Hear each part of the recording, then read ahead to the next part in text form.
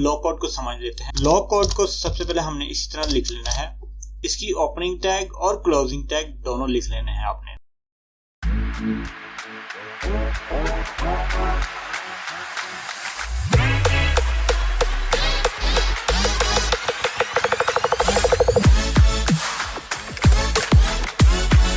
अस्सलाम वालेकुम, मेरा नाम है बसीर अहमद और आप देख रहे हैं बीलव्ड कोडर्स। तो पिछले क्लास में हमने समझा था HTML के पैराग्राफ और टेक्स्ट फॉर्मेटिंग को।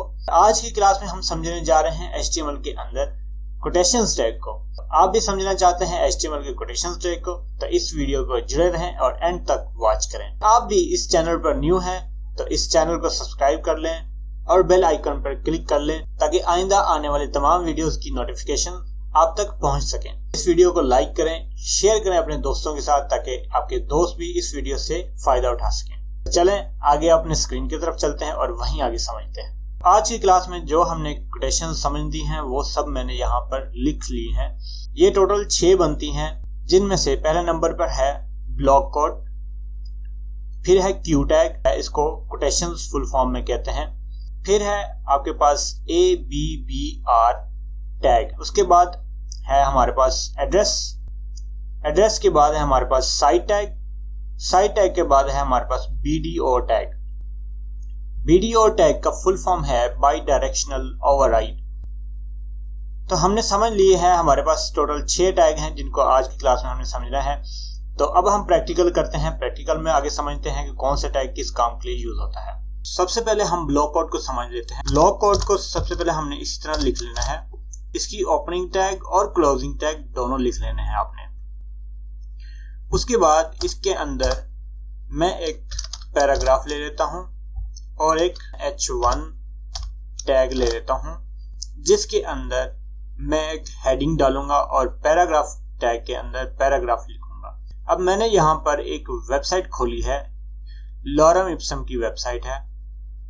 इसके अंदर मेरे पास ये एक पैराग्राफ और एक हेडिंग क्वेश्चन जो है वो आ रहा है। मैं अपने पास इसको हेडिंग में लिख लेता हूं इस क्वेश्चन को, और इस पैराग्राफ को अपने पैराग्राफ वाले टैग में लिख लेता हूं। मैं यहां से इसको कॉपी कर लेता हूं, इसको लिखता हूं अपने पैराग्राफ वाले टैग के अंदर, और मैं यहां से ये टेक्स्ट बहुत आगे तक चला गया तो इसको मैं एंटर प्रेस करके नीचे लेकर आता हूं। ये हमारे पास पैराग्राफ सेट हो गया। अब मैं अपनी यहां से हेडिंग ले आता हूं। हेडिंग जो है H1 के अंदर मैं लिख लेता हूं। इसको मैं सेव कर लेता हूं। सेव करने के बाद मैं अपने इसको ब्राउजर में खोल लेता हूं। ब्राउजर में खोलते ही आप यहां पे देखें मेरे पास एक हेडिंग आ गया। हेडिंग के नीचे हमारे पास पैराग्राफ आ गया। आप देखें जैसे हमने ब्लॉक कोड के अंदर लिखा है तो यहाँ पर हमारे पास राइट एंड लेफ्ट साइड एक मार्जिन सी बन गई है। इसमें कि हमने इसको ब्लॉक कोड के अंदर लिखा है। अब ब्लॉक कोड के अंदर हमने एक एट्रीब्यूट है साइट लिखते ही इसके अंदर हमने क्या लिखना है, अंदर हमने लिखना है जहां से हम ये पैराग्राफ लेकर आए हैं। बेसिकली ब्लॉक कोड ये काम करता है कि हमने इसको बताया है कि ये टैग जो है या फिर ये पैराग्राफ जो है हम लेकर आए हैं कौन सी वेबसाइट से। फॉर एग्जांपल मेरे पास है एक वेबसाइट जो है लॉरम इप्सम का। इसका मैं URL को कॉपी कर लेता हूं और इस URL को इसके अंदर पेस्ट कर देता हूं। अब मैं इसको सेव करता हूं और अपने ब्राउजर पे जाता हूं, वहां से रिफ्रेश करता हूं। रिफ्रेश करने से अब क्या होगा, HTML को पता चल चुका है कि हमारे पास ये जो पैराग्राफ आ रहा है ये कहां से आ रहा है, लॉरम इप्सम की वेबसाइट से आ रहा है। अगर आप देखना चाहते हैं कि कहां से पता चलेगा, क्योंकि यहां तो शो नहीं हो रहा, तो आप देखना चाहते हैं तो राइट क्लिक करें, इंस्पेक्ट कर लें। इंस्पेक्ट करते ही आपके पास ओपन हो जाएगा इसका कोड। उस कोड के अंदर आप देख सकते हैं कि HTML में इसने डिफाइन कर दिए कि ये चीज है कौन से वेबसाइट से आई है।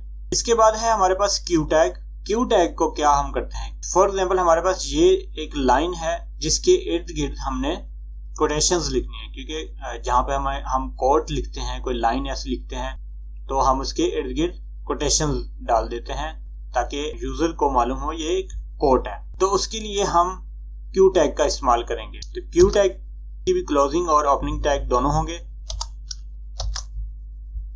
ये हमारे पास स्टार्टिंग टैग आ गया इसकी, और ये क्लोजिंग टैग आ गया हमारे पास।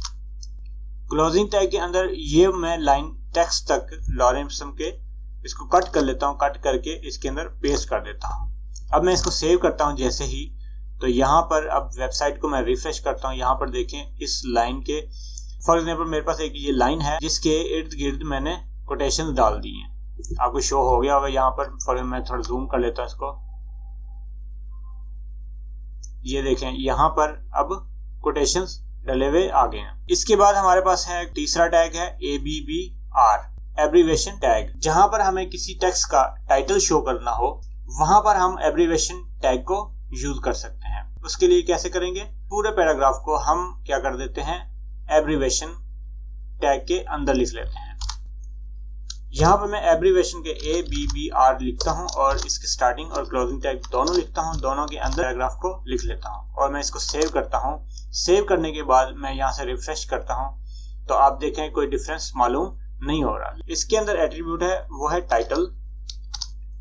टाइटल के अंदर अब क्या होगा, लॉरम इप्सम। मैंने आपको बताया कि हम इसका टाइटल बना सकते हैं, तो हमारे पास ये जो पूरा पैराग्राफ है इसका एक टाइटल हो गया। इसको मैं सेव कर लेता हूँ।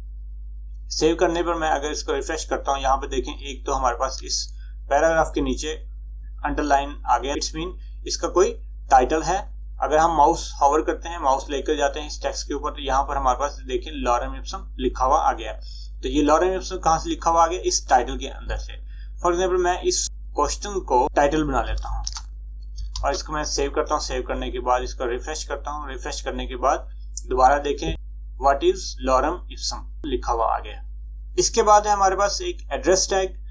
एड्रेस टैग से आपको मालूम पड़ चुका है कि हमें जहां पर एड्रेस वगैरह लिखनी हो तो हम एड्रेस टैग को यूज करेंगे। तो मैं एड्रेस टैग को लगा लेता हूं। सबसे पहले मैं एक P टैग ले लेता हूं। P टैग के अंदर Beloved Coder लिख लेता हूं। Beloved Coders जो है ये एक नाम है, तो जो नाम है इसको मैं थोड़ा सा बोल्ड कर लेता हूं। बोल्ड करने के लिए मैंने क्या बताया था आपको, हम स्ट्रॉन्ग टैग का यूज कर सकते हैं। स्ट्रॉन्ग टैग के अंदर मैं Beloved Coders लिख लेता हूं और इससे पहले मैं लिख लेता हूं नेम। यहां पर मैं लिखकर अपने वेबसाइट को रिफ्रेश करता हूं तो यहां पर देखिए नेम आगे लिखा हुआ आ गया है Beloved Coders।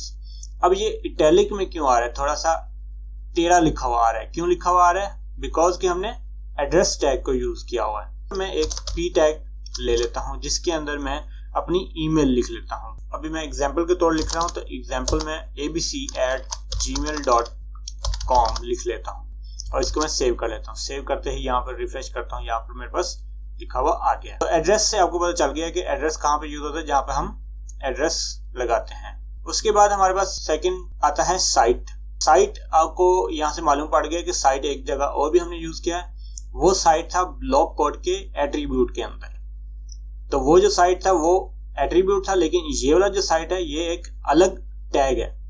तो साइट टैग कहाँ पे यूज होता है, अब फॉर एग्जांपल मेरे पास ये एक टेक्स्ट है, ठीक है, यहां से लेकर व्हेन से लेकर बुक के आगे डॉट तक मैं इसको हाईलाइट करना चाहता हूं, तो साइट का टैग लगाकर मैं इसको हाईलाइट कर सकता हूं।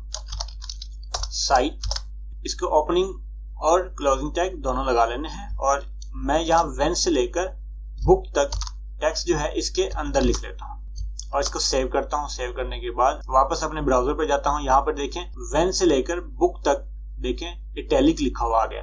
अब यहाँ पर हमें शो नहीं ज्यादा हो रहा क्योंकि हमने एब्रीवेशन टैग को यूज किया जो कि अंडरलाइन कर रहा है, तो हम उसको हटा लेते हैं थोड़ी देर के लिए। अब यहाँ पे देखें जो बाकी टेक्स्ट है वो नॉर्मल लिखा हुआ है, लेकिन जहां पे मैंने साइट का यूज किया वहां पे इटैलिक हो गया। साइट का इतना ही काम होता है कि ये हाईलाइट कर देता है उसको, और साइट के अलावा अगर हम आई को यूज कर लें तो आई भी सेम वही काम कर रहा होता है जो साइट ने करना होता है।